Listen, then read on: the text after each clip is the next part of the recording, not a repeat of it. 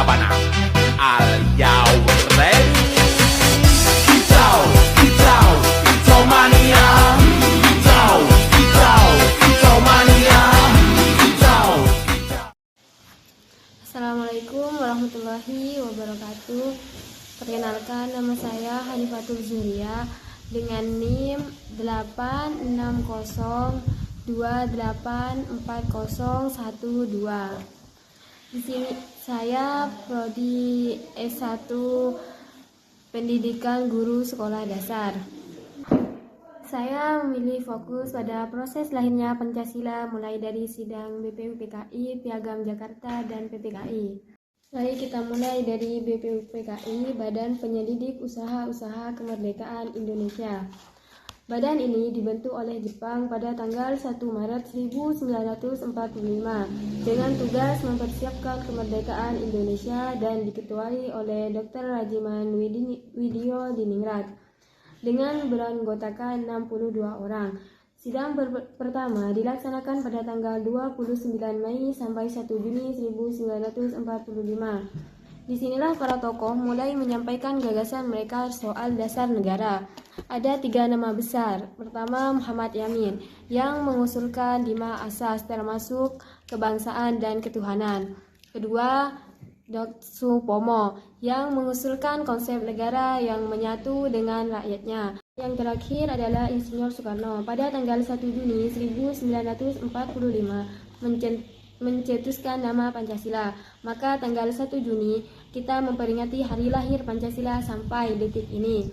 Sidang kedua dilaksanakan pada tanggal 10 sampai 17 Juli 1945.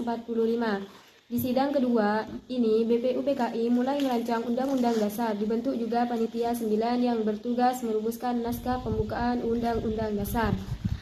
Tahap kedua adalah lahirnya Piagam Jakarta atau dalam bahasa Inggris dikenal sebagai Jakarta Charter.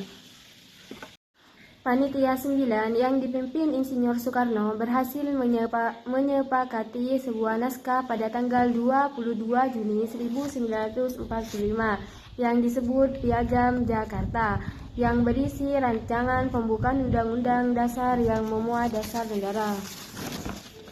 Dalam Piagam Jakarta, sila pertama berbunyi ketuhanan dengan kewajiban menjalankan syariat Islam bagi pemeluk-pemeluknya. Meski kontroversial, Piagam Jakarta adalah bukti nyata bahwa para pendiri bangsa mampu duduk bersama, bermusyawarah, dan mencari titik tengah. Mereka mendahulukan persatuan di atas kepentingan golongan masing-masing. Inilah contoh nyata musyawarah mufakat yang menjadi jiwa Pancasila. Dan yang terakhir adalah tahap ketiga dan yang paling menentukan adalah peran PPKI, yaitu Panitia Persiapan Kemerdekaan Indonesia.